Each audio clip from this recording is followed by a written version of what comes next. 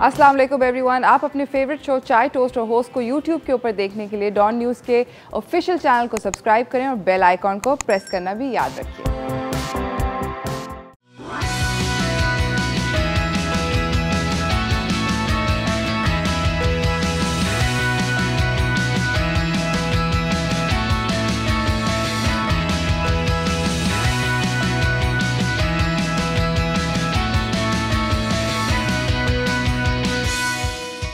सलाम Pakistan, welcome to चाय toast और होस्ट। आई होप आप लोगों की सुबह जो है वो ज़बरदस्त किस्म की गुजर रही है। मेरी सुबह आज बहुत जल्दी हुई और उसकी वजह कुछ ऐसी थी कि मैं सोच रही थी कि क्या सीन है, आज आम तातील है, कितनी बारिश हुई, रोड पे कितना पानी खड़ा है वगैरह वगैरह। आई थिंक ये सारी की सारे हम सब लोगों ने ये सवाल सुबह मेंटली पूछा है।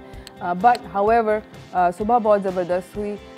मौसम जो है कराची में इस वक्त बहुत ज़्यादा सुहाना है। आई नो कि बाकी के पाकिस्तान वाले जो हमें देख रहे होंगे वो सोच रहे होंगे कि ये क्या साइको हैं, बट सिचुएशन कुछ ऐसी है दोस्त। बाकी सब लोगों को मैं हमारी कराची वालों की तरफ से ज़रा थोड़ी सी क्लैरिटी दे देती हूँ कि यहाँ पे बारिश बहुत कम होती है, और क्योंकि बारिश बहुत ज़्यादा कम होती है तो उसकी वजह से हम लोग बहुत ज़्यादा ओवर एक्साइटेड हो जाते हैं जब थोड़ी सी भी गिरती है, और हम लोग पकौड़ों के प्लान्स बनाना शुरू हो जाते हैं और हम सोचते हैं कि आज छुट्टी मारेंगे वगैरह वगैरह। इस तरह की सारी प्लानिंग जो है ऑफ किस्म की वो हम सब करते हैं। तो आज भी कुछ इसी तरह की फीलर्स ज़िंदगी में आ रहे थे, तो इसके ऊपर बातचीत हुई। आज का जो शो है वो बहुत ज़बरदस्त है। मेरे पास दो ज़बरदस्त किस्म के मेहमान आएंगे, मैं आपसे उनको मिलवाऊंगी। अभी मैं नहीं बताऊंगी कि आप लोगों को कौन लोग हैं, बट जब आपको मैं उनसे मिलवाऊंगी तो then I am sure you will find out. However एक जो मेरी छोटी सी मुन्नी सी बेबी सी रिक्वेस्ट है वो ये है कि आप लोग इस because yes it is raining and हल्की हल्की बारिश है, उससे रोड्स काफ़ी स्लिपरी हैं, तो मोटरसाइकिल्स, कार्स, ये लोग स्लिप करते हैं। तो कोशिश ये करें किस तरह के मौसम में, स्पेशली क्लोज टू द सी, क्योंकि सैंड और जब पानी मिलता है तो वो कुछ बिल्कुल ही मतलब तेल टाइप का स्लिपी हो जाता है। तो गाड़ियाँ जो हैं और मोटरसाइकिल जो हैं अपने वो ज़रा थोड़ी सी केयरफुली चलाएँ। बी रियली श्योर कि आप लोग सेफ़ हैं एंड ऑल दैट। बच्चों को आज काइंड ऑफ किस्म की छुट्टी मिल गई है। आई डोंट नो, बिकॉज़ मैंने जो वो पढ़ा था जो व्हाट्सएप पे आया है और हर किसी के सोशल मीडिया पे राउंड मार रहा है, एक जो ख़त है कमिश्नर कराची का, उसके अंदर तो ये लिखा हुआ था कि बच्चों को स्कूल की आम तातील है। But what I don't understand is, जो मुझे समझने में थोड़ी सी मुश्किल हो रही है, वो ये कि मुझे ये पता है कि मेरे बच्चे का कम से कम ऑनलाइन स्कूल चल रहा है। सो आई डोंट नो, बच्चे आई नो कि बच्चे भी उतना ही, बल्कि हमसे शायद थोड़ा ज़्यादा बच्चे लुक फॉरवर्ड करते हैं कि किसी तरह बस किसी बहाने से छुट्टी हो जाए। तो खैर अगर बच्चे आप लोगों की छुट्टी नहीं हुई और आपको ऑनलाइन में ज़बरदस्ती पढ़ाया जा रहा है तो मेरी आपके साथ सारी की सारी सिंपथीज़ हैं। एनीवेज़, हम लोगों का आज ज़बरदस्त किस्म का शो है, आज वीकेंड है, हम अपने आप को बहुत ज़्यादा इन्जॉय करेंगे। फ़िलहाल मेरे पास 2-3 टॉप स्टोरीज़ हैं, तो चलते हैं टॉप स्टोरीज़ की तरफ।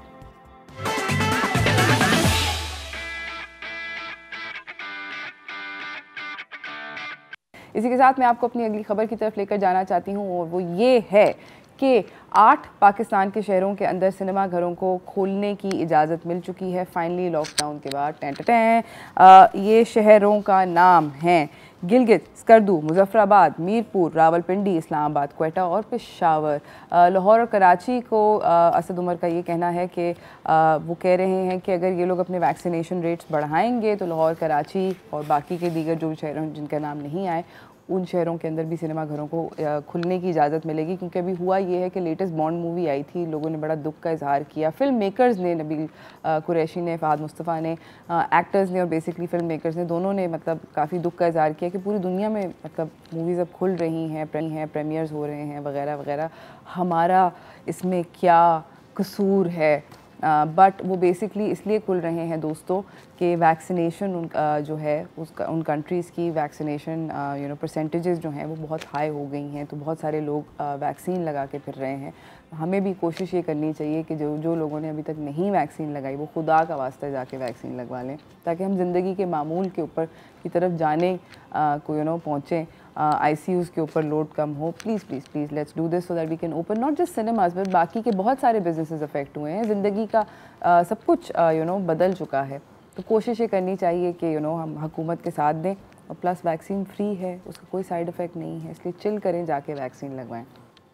इसी के साथ क्योंकि आज मैजिकल किस्म का मौसम है तो मैं आपसे मैजिकल बात करना चाह रही हूँ। लोगों को ये बताना चाहती हूँ कि हमारा जो फेवरेट ब्रांड है कोका कोला, वो अपनी न्यू पोजीशनिंग लॉन्च कर रहा है रियल मैजिक के नाम से, ठीक है।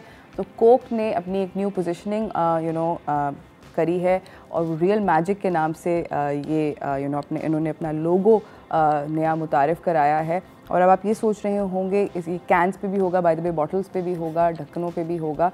आप लोग ये सोच रहे होंगे कि ये रियल मैजिक का मतलब क्या है।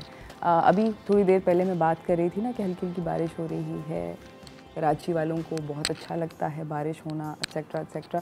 तो रियल मैजिक कोई भी ऐसा ज़िंदगी का वो नॉर्मल लम्हा भी हो सकता है जो आपके चेहरे के ऊपर खुशी लाए, मुस्कुराहट लाए, जिसके अंदर वाकई में मैजिक हो। और कोक आप इसके साथ कोक के साथ आप इसको सेलिब्रेट कर सकते हैं। कोका कोला का कहना ये है कि अगर आपने इसको सेलिब्रेट करना है अपने मैजिक मोमेंट्स को, तो प्लीज़ कोका कोला के साथ कीजिए और वाकई में सेलिब्रेट कीजिए। किसी के चेहरे के ऊपर आप मुस्कुराहट लाएं तो वो मैजिक है। अगर आप कबूल है कह रहे हैं, वो भी मैजिक है। अगर आप किसी की मदद कर रहे हैं तो उसके अंदर मैजिक है। बहुत सारी ज़िंदगी के छोटे छोटे लम्हात के अंदर मैजिक है और ये मैजिक हम कोका कोला के साथ सेलिब्रेट कर सकते हैं। रियल रहना, मैं कोशिश वैसे ये करती हूँ कि I try to be as real as possible. तो आप लोग भी ये कोशिश करें कि try to stay to true. Real का मतलब मेरे हिसाब से, हर किसी का अपना सॉर्ट ऑफ वो होता है पर्सपेक्टिव। मेरे हिसाब से to be real is to be true to yourself. जो आप अंदर से हैं आप वही रिप्रेजेंट करें बाकी सब लोगों को, और उसके अंदर अगर that in itself is its powerful and yes there is magic attach to it. तो ये सारे के सारे ज़िंदगी के छोटे छोटे जो मौके हैं ये हम कोका कोला के साथ सेलिब्रेट करें। दोबारा से आपको बताती हूँ कि बेसिकली उन्होंने अपना कोका कोला ने अपना जो पिछला ब्रांड का वो जो लोगो था उसको तब्दील करके एक नया ब्रांड का लोगो बनाया है। हम लोग कोका कोला के साथ रियल मैजिक को एंजॉय कर सकते हैं। मुझे आप लोगों को सिर्फ़ और सिर्फ ये कहना है कि इस सारे के सारे टाइम के अंदर स्पेशली ये जो गुज़रा है इस टाइम पर जो ये वक्त गुज़रा है जो कि थोड़ा सा मुश्किल था सब लोगों के लिए इन सम वे और दी अदर। ऐसा नहीं है कि हम लोगों ने मुश्किलात के बग़ैर ये टाइम गुजारा। आई थिंक कि हम लोगों को ये सारे का सारा टाइम जो है इसके अंदर अब उन सब चीज़ों को सेलिब्रेट करना चाहिए जो कि मे बी हम लोग अपनी परेशानियों की वजह से अप्रिशिएट नहीं कर सके, बिकॉज़ ज़िंदगी का सारा तौर और तरीका जो था वही तब्दील हो गया ना, तो उसकी वजह से सेलिब्रेट नहीं कर सके।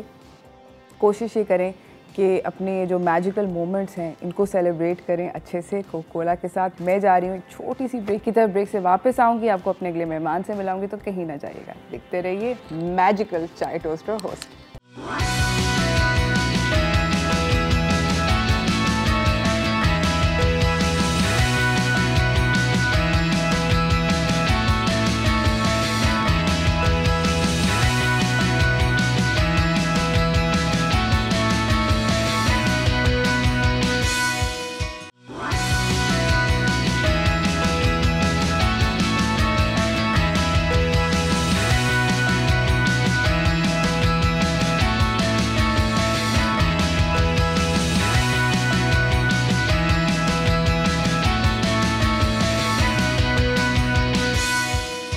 Welcome back from the break everyone. हमारे साथ हमारे अगले मेहमान सेट पे मौजूद हैं, उनसे मैं आपकी मुलाकात करवाना चाहती हूँ। चलते हैं व्हाट्स टोस्टिंग की तरफ।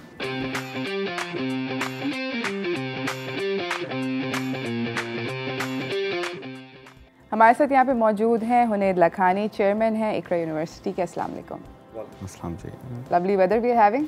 इट इज़ ब्यूटीफुल जी, है ना? Yeah I was just talking about this कि हम कराची वाले जो हैं ना, जैसे हल्की सी बारिश होती है लाइक यस काम करने को दिल नहीं करता, वी फील लाइक कि बस आज छुट्टी की, आज चिल करें, रिलैक्स करें। अब मुझे ये बताएं कि थोड़ा सा first tell me because we are talking about the weather, मैं आपसे पूछना चाहती हूँ कि बच्चे जो होते हैं, आई थिंक सबसे ज़्यादा स्टूडेंट्स जो होते हैं दे फील स्ट्रांगली कि आज बारिश हो रही है, आज यूनिवर्सिटी से बंक मारो, ऐसा है? मैं पर्सनली इन्वॉल्व नहीं हूँ ज़्यादा यूनिवर्सिटी के अंदर, तो अभी मुझे पता नहीं, but when I used to be उस वक्त मैं छुट्टी दे देता था। दे देते थे? कितने आप अच्छे। कराची में साल में 2 बार बारिश होती है, उसमें छुट्टी मिल जाए तो कोई हर्ज नहीं है। मैं खुद भी छुट्टी कर लेता हूँ। Nice. I like that. I think that's great. हुनैद, थोड़ा सा मुझे आप अपना खुद का एजुकेशनल बैकग्राउंड के बारे में बताएं. What have you done? But I did my schooling from Karachi, BVS, Parsi, and then I did a few semesters here in the American University, Greenwich. उस ज़माने में उसका नाम था. Then I went to London, Richmond, फिर उसके बाद ACL, California, फिर उसके बाद Harvard University in Boston. So Lots of different काफ़ी schools. सारी different locations पे काफ़ी सारा टाइम गुजारा. अच्छा, मुझे ये बताएं कि आपने जब इकरा यूनिवर्सिटी खोलने के बारे में सोचा, तो आपका जो इतना सारा डाइवर्स किस्म का बैकग्राउंड है, where you've been to college in Pakistan and you've been a college student in the UK, the US and so on and so forth in different universities. How did that help? इसी दौरान I planned कि पाकिस्तान में college होना चाहिए business school, because there's no rocket science. कोई ऐसे equipments नहीं है, कोई ऐसे करिकुलम ऐसा नहीं है जो लाया नहीं जा सकता. टीचिंग मेथडोलॉजी कोई ऐसी नहीं है जो लाई नहीं जा सकती. सही. And I started a very small school, AMI के नाम से, इन 1998. राइट. और वो फिर you know there is no looking back. वहाँ से कराची से Islamabad, then Peshawar, then Lahore, then Quetta, and Iqra university बन गई, उसका चार्टर हो गया. फिर डिफरेंट प्रोग्राम्स आते गए, सारे नए यूनिक प्रोग्राम्स थे. Fashion design, media studies, development studies. So एक नीश हम बनाते गए डिफरेंट यूनिक प्रोग्राम्स में. और अब अल्हम्दुलिल्लाह it's the largest university, the top university in the country, the best business school in the country. और मैं समझता हूँ it's all because of the team, because of the people who join me. Right. मुझे ये बताएं कि Covid ने education को फॉर यंगर स्टूडेंट्स तो डेफिनेटली इम्पैक्ट किया है, बट बड़े बच्चों में, यूनिवर्सिटी स्टूडेंट्स के अंदर कैसे उसका इम्पैक्ट आपने देखा? देखें, ओवरऑल तो इम्पैक्ट आया, एजुकेशन का हर्ज हुआ, बहुत सारे लोगों का, पूरी दुनिया में हर्ज हुआ. लेकिन मैं ये समझता हूँ कि ये हर्ज जो है ये पॉजिटिव साइड में हुआ, specially for a developing country like Pakistan. ठीक. बिकॉज हम चेंज जल्दी एक्सेप्ट नहीं करते, लेकिन कोविड में हमारे पास चॉइस ही नहीं थी. हमें ऑनलाइन पे जाना पड़ गया, and online is the future. So luckily जो हमारी इस मुल्क के अंदर वीकनेसेस थी हायर एजुकेशन की ग्रोथ के लिए, वो सारी की सारी वीकनेसेस कवर होती हैं ऑनलाइन एजुकेशन से. और वो हमें जो है वो बस बाय फोर्स हमें अडॉप्ट करना पड़ गया, बच्चों को भी, फैकल्टी मेंबर्स को भी, यूनिवर्सिटीज़ को भी. लकीली इकरा यूनिवर्सिटी इस पे बहुत पहले से काम कर रही थी. 1999 से Iqra university online platform, learning management system, and उसके ऊपर काफ़ी काम किया हुआ था. तो हमें कोई भी डिफ़िकल्टी नहीं आई. अच्छा, स्विच अच्छा आसान था, बहुत ईजी था हमारे लिए. बट बाकी यूनिवर्सिटीज़ के लिए एक चेंज ऑफ कल्चर था, चेंज ऑफ टेक्नोलॉजी था, उसमें टाइम लगा उनको. But I think it's for the good. Overall, it's for the good. Overall, it's for the good. I thought कि आज हम ऑनलाइन पे ही बात करेंगे, तो मैंने थोड़ी सी ज़्यादा तैयारी की हुई है. नहीं, it's very good that आपने तैयारी की हुई है. मैं पर्सनली प्रोपोनेंट नहीं हूँ, so it's good that we're having this discussion. मुझे ऐसे लगता है कि I have a daughter who is in 8th grade, she's a 12-year-old. मुझे ऐसे लगता है कि जो उसको one-on-one in person lesson से, या in person lesson versus online, as a parent मैं आपको बता रही हूँ, मुझे ऐसे लगता है कि वो impact नहीं होता, या उसको समझ नहीं अच्छे से आता, etc etc. It's difficult for children to follow cues. You are saying something that's completely opposite. So we're going to have an interesting discussion. देखिए, my first statement would be कि this is the best innovation of this century, online education. और दूसरी बात मैं आपको ये कहूँगा कि ऑनलाइन एजुकेशन के जो आपके एक्सपीरियंस है फॉर द पास्ट 1 year और 2 years कोविड का, वो पाकिस्तान का होगा, पाकिस्तान के स्कूल्स का होगा. हम लोग इधर बहुत पीछे हैं. वेस्ट में ऑनलाइन एजुकेशन जो है पुरानी चल रही है. आप गेस करें कब स्टार्ट हुई थी? जब इंटरनेट भी नहीं था. 1960 में यूनिवर्सिटी ऑफ इलिनॉय ने कंप्यूटर सिस्टम्स लगाए थे मुख्तलिफ जगहों पे और ऑनलाइन एजुकेशन स्टार्ट की थी. यूनिवर्सिटी ऑफ फिनिक्स ने 1989 में फर्स्ट एक्रेडिटेड ऑनलाइन बैचलर्स और मास्टर्स प्रोग्राम स्टार्ट किया था, जब इकरा यूनिवर्सिटी बनी भी नहीं थी. उससे भी 10 साल पहले लम्स भी नहीं बनी थी. So online education has come a long way from that time to now. और इसके अंदर जो लर्निंग आउटकम्स हैं वो अब क्लासरूम टीचिंग, जो क्लासरूम में टीचर लेक्चर दे रहा है, सिखा रहा है, इंटरेक्शन कर रहा है, उससे ज़्यादा बेहतर हो गए हैं। बिकॉज इसके अंदर स्टूडेंट जो है वो अपने पीयर्स के साथ सीखता है, उनके साथ इंटरेक्शन में, ग्रुप्स में सीखता है, बहुत ज़्यादा ज़रूरी है, इंटरेक्टिविटी ज़्यादा होती है। Absolutely. और वो लर्निंग मॉडल जो है वो is better for with more take home value. Absolutely. इस गुफ्तगू को हम जारी रखेंगे, जा रहे हैं एक छोटी सी ब्रेक की तरफ, ब्रेक से वापस आएंगे, कहीं ना जाएगा, देखते रहिए चाय टोस्टर होस्ट।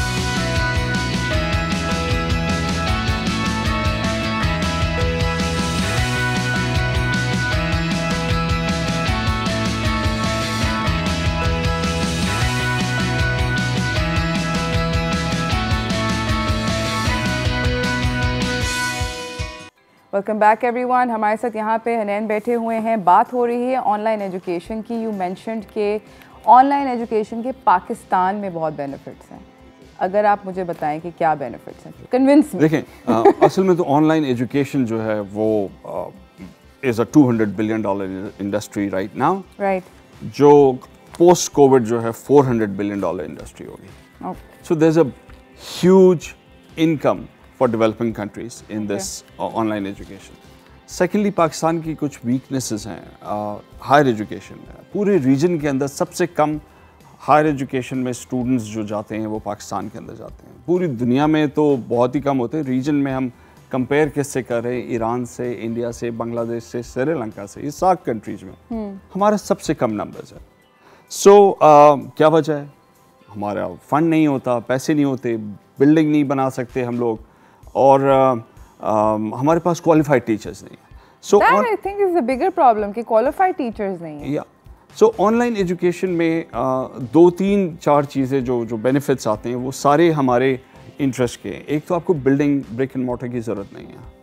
दूसरा, इसमें जितने कोर्सेज हैं वो स्टैंडर्डाइज हो जाते हैं। One teacher can teach 400,000 students and the content is there. So variety of courses जो हैं वो अवेलेबल होते हैं। आज अगर मूक्स की आप बात करें, मैसिव ऑनलाइन ओपन कोर्सवेयर, तो 100 मिलियन स्टूडेंट्स करंटली इनरोल्ड हैं उसके अंदर। सो फ्लेक्सिबिलिटी इसके अंदर है। So if you are working in the morning, आप मिडल ऑफ द नाइट पढ़ लें, इवनिंग में पढ़ लें। और दूसरा, इसमें अफोर्डेबिलिटी है, because content is already there.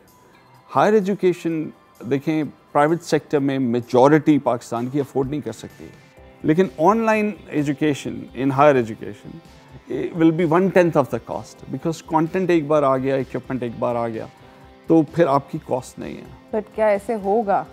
ऐसा हो गया है, ऐसा हो गया है। मैं तो अपनी चूँकि मैं हायर एजुकेशन में तो अपनी एग्जाम्पल से बता रहा हूँ। अब आपको सर्विस ख़रीदने की ज़रूरत नहीं है। अब आपको एक software LMS learning management system बनाने की ज़रूरत नहीं है, विच इज़ वेरी एक्सपेंसिव। अब क्लाउड बेस्ड आप सारा का सारा स्टोरेज करें और पर स्टूडेंट आप पे करें, विच इज़ वेरी नॉमिनल। अब आपको जो है वो सॉफ्टवेयर बनाने की ज़रूरत नहीं, ऑलरेडी बने हुए सक्सेसफुल सॉफ्टवेयर हैं जो दुनिया में हज़ारों universities, Ivy League universities use कर रही हैं। सो मूडल के ऊपर, ब्लैक बोर्ड के ऊपर जो कोर्सेज पढ़ा रहे हैं वो लोग, वही कोर्सेज आप पाकिस्तान में पढ़ा सकते हैं। ये सारे बेनिफिट्स हमारे पास इस के हैं। इसके अलावा जो एक चीज़ है वो ये कि इसकी वंस यू आर ऑनलाइन कोई बॉर्डर्स नहीं होते। So you will have students from urban areas also, rural areas also. So Larkana से पन्नू आंकल से स्टूडेंट को यहाँ आने की ज़रूरत नहीं है। अगर उसके पास स्मार्टफोन है, 4G तो वैसे ही पाकिस्तान आ गया, थोड़े दिनों में 5G आ जाएगा, राइट। अगर उसके पास स्मार्टफोन है तो वो पन्नू आंकल से भी क्लासेस अटेंड कर सकता है। सो ये बेनिफिट्स जो है पाकिस्तान को और बाकी developing countries like China, India, Bangladesh, इनको सबसे ज़्यादा होंगे।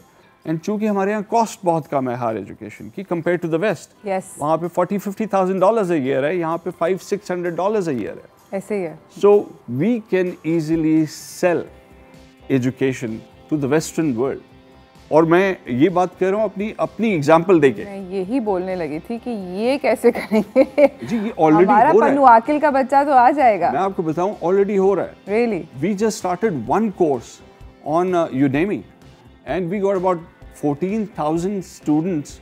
Most of the students are from South America. Number 2 is Middle East. Number 3 is North America. Number 4 is Pakistan. So अब आपके पास फॉरेन स्टूडेंट्स आएंगे। हमारे हालात अगर ठीक होते तो मैं आपको बताऊं फॉरेन स्टूडेंट्स यहाँ पे बैठ के भी पढ़ रहे होते, because we are so reasonable in price. वो तो पूरी लाइफ उनको रीपेमेंट करनी पड़ती है। बिल्कुल डेट्स में आ जाते हैं, बहुत बुरे हाल होते हैं। सो ये बेनिफिट्स हैं। आज हमारे पास कोई more than 30 foreign PhD faculty members जो वेस्टर्न कंट्रीज को छोड़ के पाकिस्तान में आके पढ़ा रहे हैं। So it's cheaper to bring one faculty member to Pakistan rather than कि हम यहाँ से 5,000 बच्चों को जो है वेस्ट में भेजें पढ़ने के लिए। एक बच्चा जो है वो 10-10 लाख डॉलर जो है वो खाना पीना रहना, college fees. So it is the future is online education, और ये टाइम है हमें कि हम इसके अंदर एक्सेल कर जाएं। This is really interesting. I can see like my mind's going. Anyways, हम लोग जा रहे हैं छोटी सी ब्रेक की तरफ। ब्रेक से वापस आएंगे, गुफ्तगू को जारी रखेंगे, कहीं ना जाइएगा, देखते रहिए चाय टोस्टर होस्ट।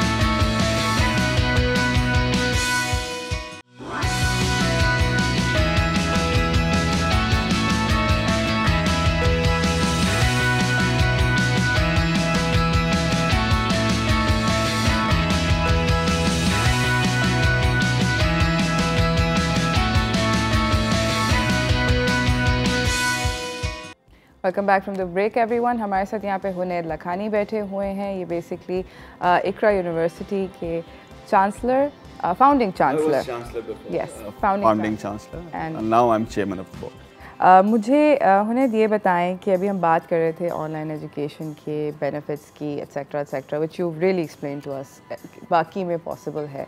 बियॉन्ड दैट आप एजुकेशन का फ्यूचर आप कह रहे हैं कि आप ऑनलाइन में देख रहे हैं। Yes. पाकिस्तान में। Yes. देखिए एट द मोमेंट अब पोस्ट कोविड ब्लेंडेड लर्निंग होगा, बट फ्यूचर जो है वो ऑनलाइन में ही है, बिकॉज इसके बेनिफिट्स बहुत ज़्यादा हैं। और ये तो मैंने वो चीज़ें बताई जो ऑलरेडी अवेलेबल है ना, मतलब क्लासरूम की ज़रूरत नहीं है, टीचर कहीं से भी पढ़ा सकता है, स्टूडेंट कहीं से भी पढ़ सकता है, फ्लेक्सिबिलिटी है, अफोर्डेबिलिटी है, ये तो सारी चीज़ें अभी है। लेकिन जो फ्यूचर में आने लगी है वो इससे कहीं ज़्यादा है। 4G ऑलरेडी है और 5G की तरफ जा रही है दुनिया। 5G के बाद online education will be completely different. उसके बाद आपका जो इंटरेक्शन है with students, with your peers and with teachers will be completely different. How? देखिए it's the speed of download and speed of your communication will be way different from now. और 5G China में आ चुका है, बिल्कुल। वहाँ पे जो है उसकी वजह से जो बहुत ज़्यादा बेनिफिट हुआ है वो यूनिवर्सिटीज़ को ही हुआ है ऑनलाइन एजुकेशन में। दूसरा मैं बात करूँगा आर्टिफिशियल इंटेलिजेंस की। सो AI अब जिस तेज़ी से हर फील्ड में आ रहा है, उसी तरह ऑनलाइन एजुकेशन में भी AI के बहुत सारे बेनिफिट्स नज़र आ रहे हैं। To monitor students, to check their I was going to say check papers. Not just check papers, to make sure that the student is answering the paper and not somebody else. मतलब उसके अंदर जो गुंजाइश होती, जो समझ में आती थी कि कोई और पेपर दे देगा, कोई और पढ़ लेगा, वो अब ख़त्म हो गई है AI की वजह से। और बहुत सारे इसके बेनिफिट्स हैं। फिर AI के बाद IoT and then virtual reality. मैं आपको बताऊँ बहुत सारे, अब जैसे मेडिकल साइंसेज हमने अभी स्टार्ट किया है इकरा यूनिवर्सिटी में, MBBS डेंटिस्ट्री, बहुत सारी ऐसी चीज़ें हैं जो पहले हमें डेड बॉडीज मंगाना पड़ती थी श्रीलंका से, नाउ वर्चुअल रियलिटी में वो सारी मौजूद हैं। आप स्क्रीन के ऊपर या आप रोबोट के ऊपर वो सारे काम कर सकते हैं। देन बहुत सारी इंजीनियरिंग की लैब्स जो हैं वर्चुअल रियलिटी में अवेलेबल हैं। आपको वो इतना एक्सपेंस करने की ज़रूरत नहीं है। It makes it cheaper. मैं यही पूछने लगी Yeah. थी कि ऐसे सस्ता हो जाता है। बहुत ज़्यादा सस्ता हो जाएगा क्योंकि सॉफ्टवेयर तो एक बार बनना है ना। ये जो VR बेस्ड गेम है ये एक बार बनना है। That's अच्छा, fabulous. गेमिफिकेशन आ जाएगी। ये जो गेमिफिकेशन है ये टीचिंग लर्निंग को बहुत ज़्यादा इंटरेस्टिंग कर देगी और ऑलरेडी आ गई है। स्कूल सिस्टम में ऐसे इतने सारे गेम्स आ गए हैं, इतनी सारी डिफरेंट ऐप, इतने सारे न्यू एंट्रेंट्स हैं। They all coming up with so many new inventions कि इट्स माइंड बॉगलिंग। जिस तेज़ी से आगे बढ़ रहा है मुझे नहीं लगता कि ये अब रुक सकेगा। ये it's out of control now. I think it's great and this is going to be the future. Again Pakistan के लिए बहुत बहुत बड़ा पोटेंशियल है, hundreds of billions of dollars का पोटेंशियल है और जो एजुकेटेड टीचर्स हैं, क्वालिफाइड टीचर्स हैं, जो यूनिवर्सिटीज़ हैं, उनको हर तरह की इन्वेस्टमेंट ऑनलाइन एजुकेशन में करनी चाहिए इमीडिएटली। आपको पता है हमारे जो मौलवी साहब होते हैं वो यूएस में पाकिस्तानी बच्चों को पढ़ाते हैं ऑनलाइन। बिल्कुल। बहुत अरसे से पढ़ाते हैं। बिल्कुल। तो हमारा टीचर क्यों नहीं पढ़ा सकता? मैथ्स क्यों नहीं पढ़ा सकता? साइंस क्यों नहीं पढ़ा? सब पढ़ा सकते हैं। इट्स जस्ट दैट कि हमें उनको थोड़ा सा ट्रेन करना होगा, थोड़ा सा उनको धक्का की ज़रूरत है। थैंक यू सो मच उनैद, आपका आने का बहुत बहुत शुक्रिया। जाते जाते आप कोई मैसेज अगर देना चाहें to students and parents. I understand कि बहुत डिफ़िकल्टी हुई है in the last 2 years Covid की वजह से, लेकिन जो नेशंस कोविड से निकली हैं वो वैक्सीन लगा के निकली हैं। तो हमें भी जल्द से जल्द ज़्यादातर लोगों को वैक्सीन लगवा लेना चाहिए। अपने स्टाफ के साथ भी ज़बरदस्ती करके लगवानी चाहिए, अपने बुज़ुर्गों के साथ भी, अपने बच्चों के साथ भी। यही एक तरीका है कि हमारी लाइफ भी नॉर्मलाइज हो जाएगी और हमारी मईशत भी नॉर्मलाइज हो जाएगी। बैक टू नॉर्मल तो होना है और वो वैक्सीन के थ्रू ही होना है। काइंडली वैक्सीन में देर ना करें। Thank you so much for coming Unaid. इसी के साथ नाज़रीन हम जा रहे हैं एक छोटी सी ब्रेक की तरफ। ब्रेक से वापस आएंगे, आपको अपने अगले मेहमान से मिलाएंगे, तो कहीं ना जाएगा। देखते रहिए चाय टोस्टर होस्ट।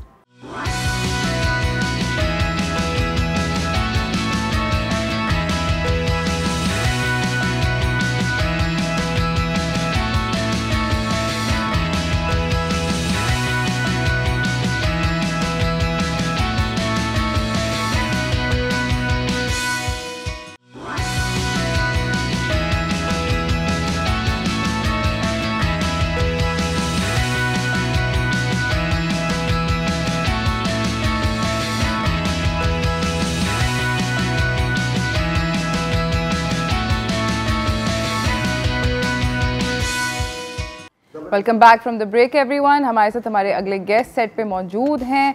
मैं आपको उनसे मिलवाना चाहती हूँ। आई एम श्योर आप भी उनसे मिलके उतना ही खुश होंगे जितना इस वक्त मैं खुश और एक्साइटेड बैठी हूँ। तो चलते हैं अब क्लोज एंड पर्सनल की तरफ।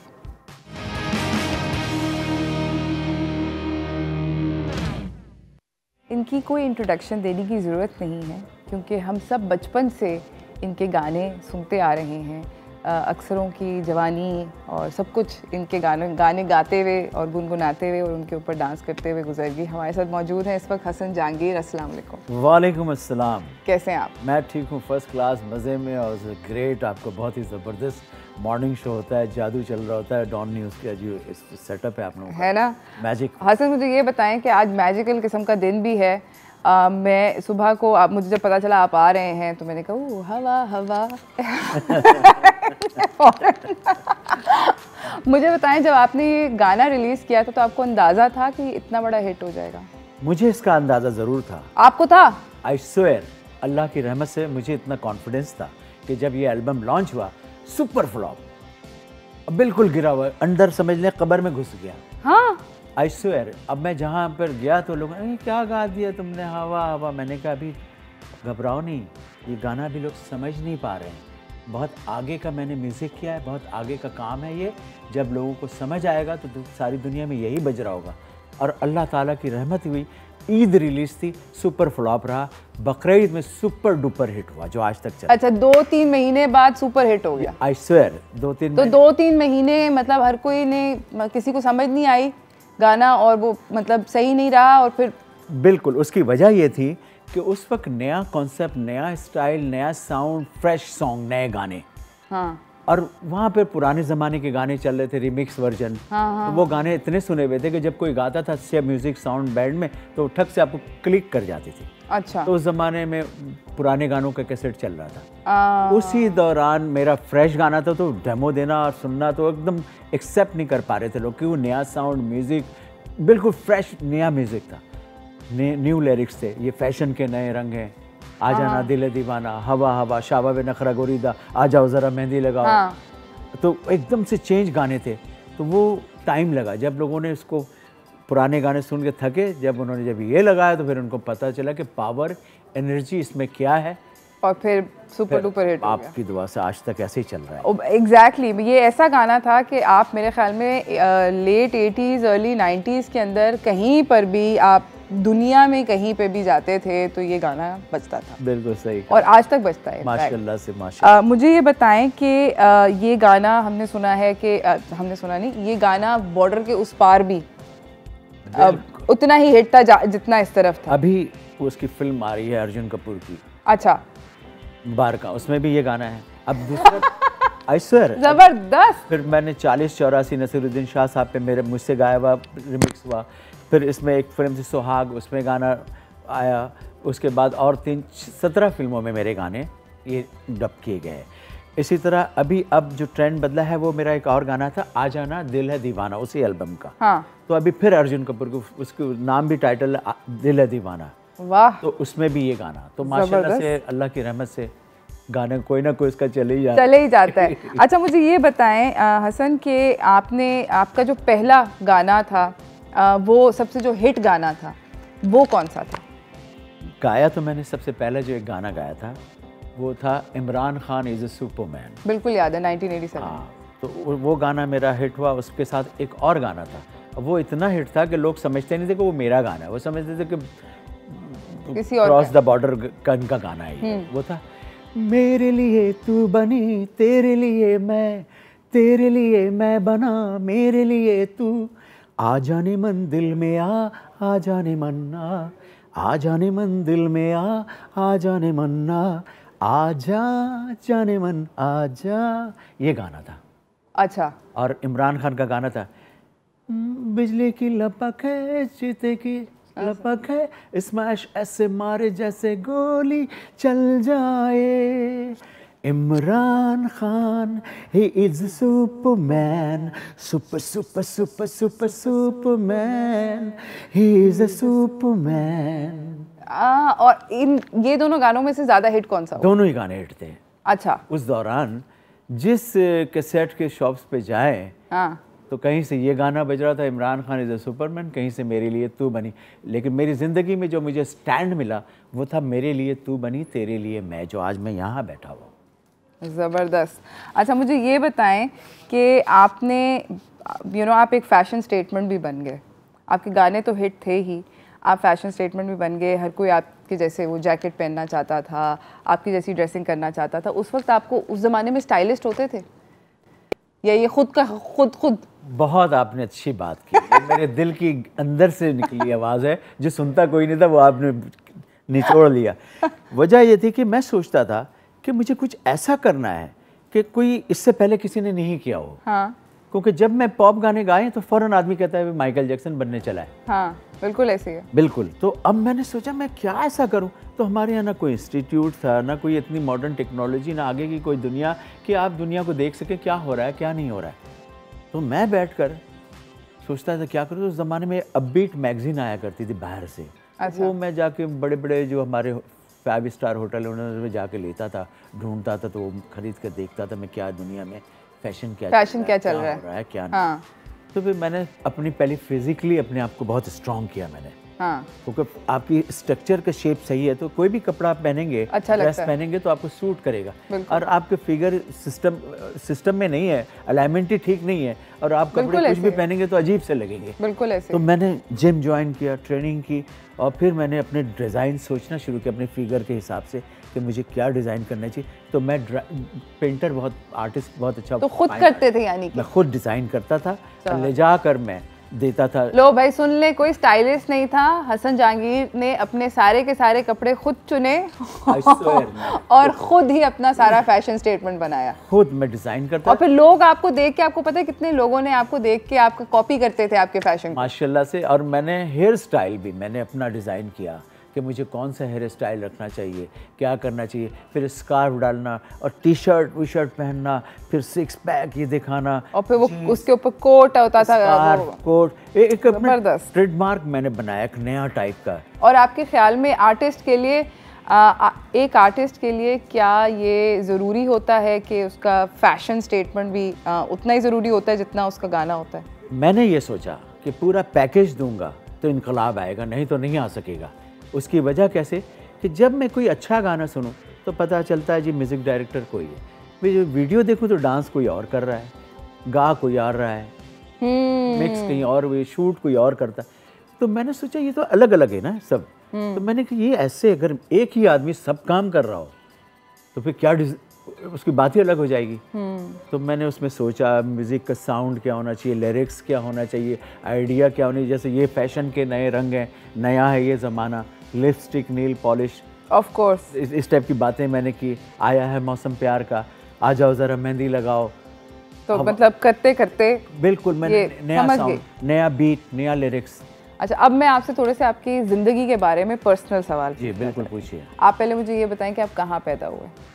पाकिस्तान, कराची। कराची के। और आपकी अर्ली चाइल्डहुड के अंदर आप कौन सा म्यूज़िक सुन रहे थे अपने बचपन में? बिल्कुल, मैं उस ज़माने में रेडियो पे सुनता था गाने। रेडियो था और उसमें गाने बजते। जो मेरी ज़िंदगी का पहला गाना जो मैंने सुना और गाया वो था, प्यार तो एक दिन होना था हो गया, दिल तो एक दिन खोना था खो गया।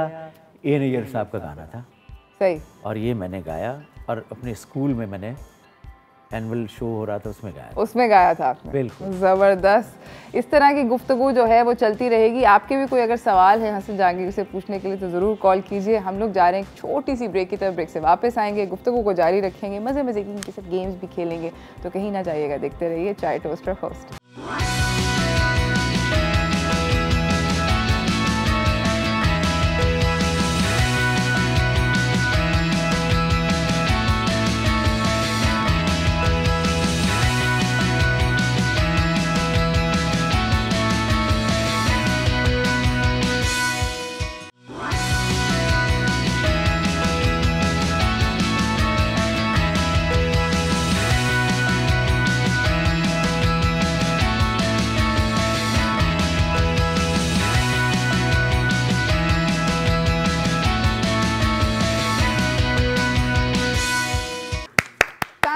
Thank you so much.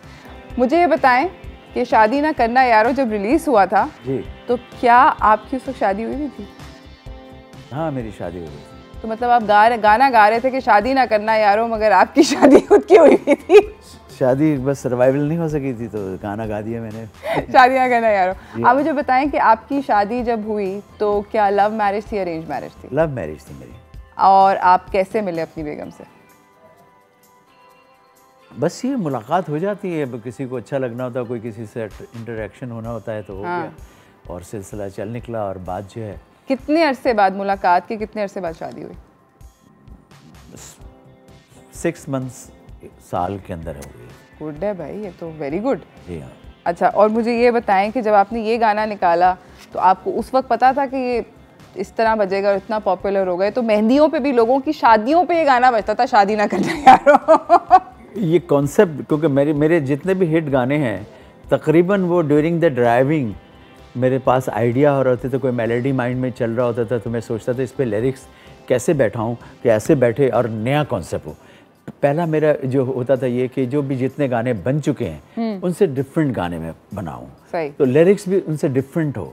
अब डिफरेंट लिरिक के लिए अब सोचना पड़ता है कि नई बात, क्योंकि इतने दुनिया में गाने बन चुके हैं कि वो एक एक गाने 2-2 लाख दफ़ा वर्ड्स रिपीट हो चुके हैं। अब मैं नया क्या लाऊं? तो मैंने सोचा, तो फिर मैंने कहा कि शादी पे गाने कम बने हैं, शादी ना करना यारों पे कम गाने बने हुए, 1-2 गाने थे उस वक्त। तो मैंने सोचा मैं एक नया कॉन्सेप्ट दूं। तो उसमें फिर मैंने सोचा कि अंग्रेजी और उर्दू को कॉम्बिनेशन बनाकर एक नई, आपके काफी अक्सर गाने ऐसे कॉम्बिनेशन लैंग्वेज में है ना। तो उस वक्त मैंने ये शुरू किया कि खाली उर्दू नहीं, खाली तो उस पर कहा, उसमें अजीब टाइप की एक चक्कर है, मजेदार हो जाता है गाना, बड़ा जबरदस्त बिल्कुल। चलता तो है। नदीम असद साहब ने इसमें मुझे सपोर्ट किया और उन्होंने ये गाना लिखा। ज़बरदस्त। अच्छा, अब मैं आपसे पूछना चाहती हूँ थोड़ी सी आपके बारे में। अफवाहें तो मतलब जब आप सुपरस्टार होते हैं तो चलती रहती हैं। तो मैं आपसे पूछना चाहती हूँ थोड़ी सी आपके बारे में रूमर्स हुई, तो उनके बारे में मैं आपसे पूछना चाहती हूँ। आप मुझे ये बताएंगे हाँ या ना के जरिए, ठीक है, कि ये रूमर है या ये सच है, ठीक है? मगर सच बोलना है। हाँ, मैं सच ही बोलता हूँ, झूठ नहीं बोलता। अच्छा, वेरी गुड। ये मुझे बताएं कि सुनने में ये आया है कि आप एक स्टेडियम में इंडिया में हेलीकॉप्टर से गिराए गए। गिराया नहीं, उतरा था। उतरे उतारा गया था, गिराया नहीं गया था। दुज उतरे थे वाकई में? हाँ, बिल्कुल। कॉन्सर्ट था? जी हाँ, उतारा गया था, पब्लिक बहुत जबरदस्त जबरदस्त। अच्छा, ये भी हमने सुना कि रेखा जी को, अब जो बहुत फेमस अदाकारा हैं, उनको आपसे प्यार हो गया एक आपके गाने सुनने के बाद। अब इसमें मैं यस करूं या नो, उसकी दो वजह है। देखें, प्यार होना के मानी हरगिज़ ये नहीं है कि मेरे इश्क में मरने लगी। वो गाना मेरा उनको पसंद था और उस तरह से सारे इंडियन बॉलीवुड सारे स्टारों को मेरे गाना बहुत पसंद, बहुत मुझसे प्यार करते हैं। इस हवाले से तो यस है। और कौन सा गाना था वो? हवा हवा। हवा हवा, हाँ। अच्छा, ये हमने सुना है कि अमिताभ बच्चन आपके बहुत बड़े फ़ैन हैं, क्या ये बात सच है या झूठ? मैं भी उनका बहुत बड़ा फ़ैन हूँ। उनकी जो मिसेस है जिया बच्चन जी, उन्होंने मुझे एक इंडियन फिल्म के लिए ख़ास उन्होंने कॉल करके कहा कि आसन जी आप इस फिल्म के लिए गाना गा दीजिए, और रवीना टंडन जी की कमबैक हो रही थी, तो मैंने उनको बहुत, तो यस, बिल्कुल। क्या बात है। अच्छा, बहुत सारे लोगों ने कहा कि जब आपके लंबे बाल थे तो वो विग थी, क्या ये सच है या झूठ? विग होती तो आज भी लोगों को शक ऐसा होता है। माशाल्लाह से तो मेरे नो, यानी कि विग नहीं थी? नो, आपके खुद के बाल थे? हेल्दी बाल आज भी मेरे अपने ही हैं, ये नकली नहीं है, जबरदस्त, आर्टिफिशियल नहीं है। अच्छा, एक ज़माने में लोगों को इस बात पे वो होता था कि आपका वाकई में सिक्स पैक है या नहीं, सच है या झूठ? उसका मैं चैंपियन था। थे? बिल्कुल, ब्रूस ली मुझे कहते थे लोग, और मैं जूनियर मिस्टर कराची की तीसरी पोजीशन थी मेरी। वाह, आपने इस कंपटीशन में हिस्सा भी लिया? बिल्कुल बिल्कुल। ज़बरदस्त ज़बरदस्त। अच्छा, आपने अपने और आपने सारे के सारे अपने गाने जो कंपोज किए वो तानपुरा पे किए? नहीं, झूठ। लो भाई, सुन लिया। हवा हवा आपने किसी एक अमीर लड़की के लिए लिखा था जिसने आपका दिल तोड़ा? ये ऐसी बात है कि हवा के लिए बिल्कुल ये बात सही है आपका क्या? अब हम मेरा बहुत ज़्यादा दिल चाह रहा है आपसे पूछूं, नाम क्या था? नाम बता देंगे तो अमीर लड़की को धचका लगेगा, इसलिए मैं उसको बचाना चाह रहा हूँ। अच्छा, ब्रेक में पूछेंगे नाम आप। बिल्कुल सही है। ओके, आपने अपनी पहली स्टेज परफॉर्मेंस 16 साल की उम्र में करी? वाकई में? बिल्कुल। कब करी और कहाँ पे करी? क्लास मैट्रिक के जो लोगों को हमारे स्कूल में फेयरवेल पार्टी दी जाती है, उसमें क्लास 7 में था। हैं? हाँ, तो मैंने परफॉर्म किया था। और सुना है कि उस टाइम पर आपने जो परफॉर्मेंस करी थी, हर किसी ने कहा कि नहीं ये 16 साल का बच्चा नहीं है, 18, 19, 20 का। नहीं, ऐसा नहीं था, लेकिन 16 साल का था मैं। उसकी वजह थी कि मुझे स्कूल में बड़ा पसंद किया गया, और मैं मेरी लाइफ का भी बताया मैंने, को गाना था ए नैयर साहब का जो मैंने गाया, और सबसे हमारे स्कूल की हसीन लड़की थी वो, और ड्यूट गाना था ये, हम दोनों ने मिलकर गाया था। तो लोग लड़के यहाँ छुरी ले लेके मुझे ढूंढ रहे थे कि इसके साथ तो बड़ा मसले मसाइल हुए थे मेरे लिए। वो मुझे यादगार है, वो कभी ज़िंदगी भर नहीं भूलूंगा। वाकई में? वाकई में। तो हार्ट थ्रॉब लड़की के साथ गाना गा दिया तो लड़के आपको पीटने को चले? क्योंकि हम लोग रिहर्सल कर रहे हैं, तो सारे लड़के स्कूल लाइफ, आपको पता है टीनेजर सारे इधर, अब वो सबसे हसीन लड़की स्कूल की। ओए ओए, मतलब आपकी कदर को चले थे। बच गया मैं। अच्छा, कोई एक ऐसी बात बताएं आपकी अपनी स्कूल लाइफ से जो कि आपने कभी भी जिसका इतराफ़ नहीं किया पब्लिक में? एक ऐसी बात बताने जा रहा हूँ मैं आपको कि मैं बहुत अच्छा पेंटर हूँ, ड्राइंग भी करना मुझे शौक़ है बहुत। ये तो आपने बताया हुआ है। तो जब मैडम जब पढ़ा रही होती थी तो मैं पढ़ता कम था, उनकी स्केच बना रहा होता था। कौन सी टीचर थी? तो उस पर मुझे मार पड़ी थी, डांट भी पड़ी थी, और उसकी वजह एक ये थी कि हम लोग जब मैडम कोई क्लास लेके चली जाएं, दूसरे टीचर आने वाले हैं तो फ्री लम्हात मिल जाते तो उसमें हम लोग शोर शराबा कर रहे थे। जैसे मैडम आती मैं फुल अपने टाई वाई सेट करके ऐसे बैठ जाता था, तो लोग लड़के छेड़ते थे कि इन्होंने किया। तो मैडम कहती नहीं बहुत मासूम बच्चा है, इसको देखो कितना डिसिप्लिन मैनर्स को फॉलो करता है, तुम्हारे नॉट से ही बने हुए हैं, टाई कहीं जा रहा है कुछ। तो मैं इस तरह ड्रामे बहुत करता था, तो मैं बच जाता था। Very good. हम लोग जा रहे हैं एक छोटी सी ब्रेक की तरफ। ब्रेक से बाद वापसी पे हम लोग इनसे बर्निंग सवाल पूछेंगे, तो कहीं ना जाइएगा, देखते रहिए चाय टोस्टर होस्ट।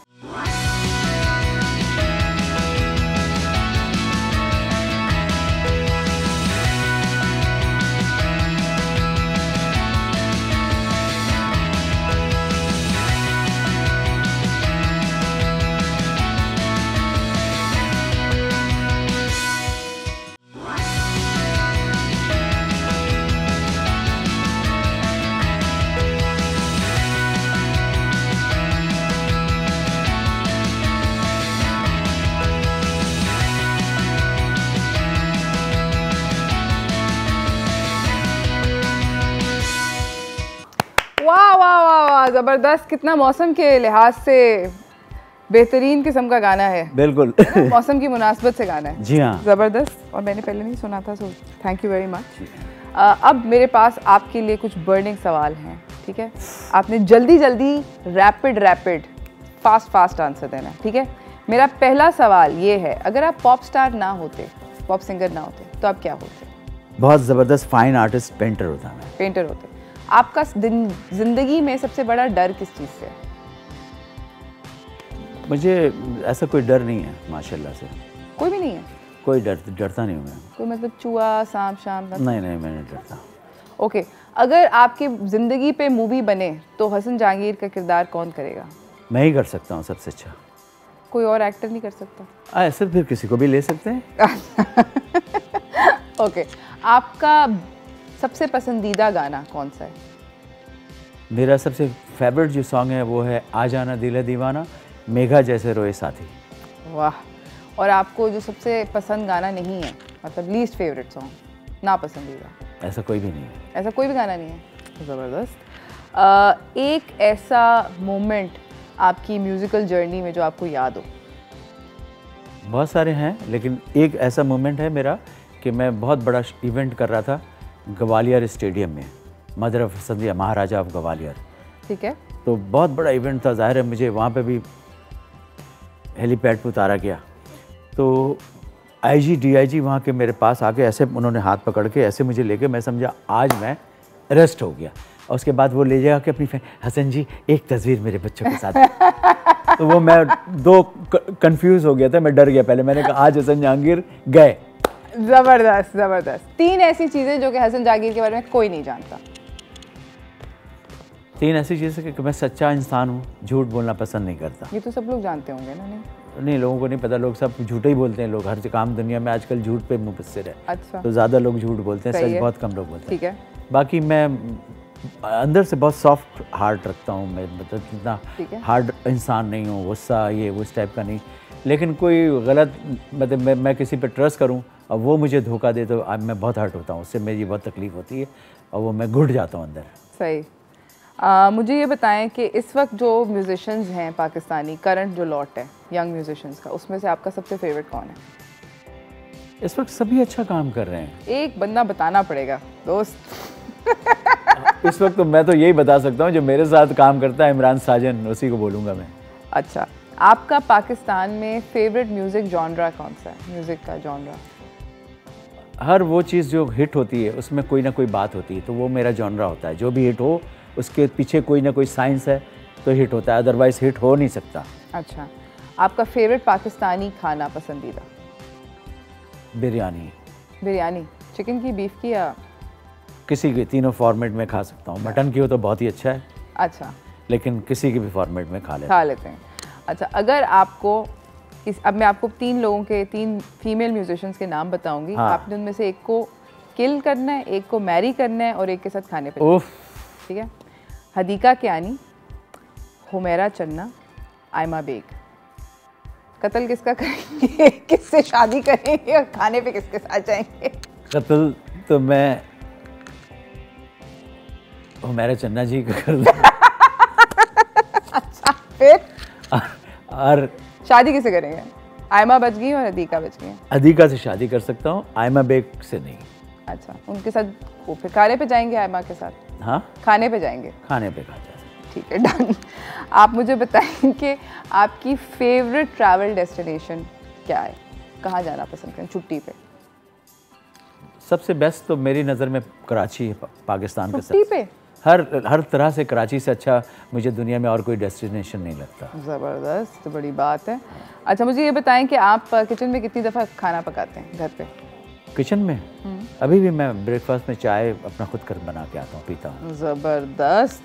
अच्छा, अगर मैं आपसे कहूँ कि आपने हर बंदे को एक एक अभी आपने नसीहत देनी है, मैं आप नाम लूँगी, अली ज़फ़र को आप क्या नसीहत देंगे? इज़ अ गुड फ्रेंड, बहुत अच्छा, बहुत नसीहत क्या देंगे?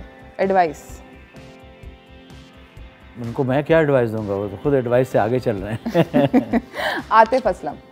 वो भी, उनको भी मैं एडवाइस नहीं दे सकता क्योंकि ये सब अपनी स्पीड से आगे चल रहे हैं, तो उनको कुछ एडवाइस नहीं दे सकता। सज्जाद अली? सज्जाद अली भी बहुत अच्छा काम करते हैं, वो भी अपने टाइम पे सही चल रहे हैं अपने हिसाब से। ज़ुहैब हसन? ज़ुहैब हसन साहब ज़ाहिर है उन्होंने एक प्राइम हिट टाइम देखा हुआ है, अब उनको चाहिए, उनको ये एडवाइस दूंगा कि नए सिंगर को प्रमोट करें, उनको सपोर्ट करें, अपने आइडियाज़ उनको ज़रूर उन पे नज़र आए। अच्छा, आपको किसने सबसे ज़्यादा अच्छी एडवाइस दी आपके करियर में? आपको लगता है कि किसी ने आपको बहुत अच्छी नसीहत दी, वो कौन था? मेरे साथ किसी ने कोई एडवाइस नहीं दिया, मैं अपना खुद ही सेल्फ प्रमोट किया मैंने अपने आप को। सेल्फ स्ट्रगल है मेरे, किसी की कोई इसमें ये नहीं है। किसी ने मुझे नहीं कहा कि तुम ये करो, ये ना करो, ये करो, ये कभी किसी ने मुझे नहीं कहा, बल्कि सब ने मुझ पर तनकीदें की है, तनकीद बहुत हुई है मुझ पर, किसी ने मेरे फेवर में कभी कोई बात नहीं की। ये लो भाई, ये तो बहुत दुख की बात हुई, और इस दुख की बात के साथ मुझे दुख के साथ ये बोलना पड़ा कि ब्रेक पे जाना है। ब्रेक से वापस आएंगे, मैं और हसन बातें कर रहे हैं, कहीं ना जाइएगा, देखते रहिए चाय टोस्टर होस्ट।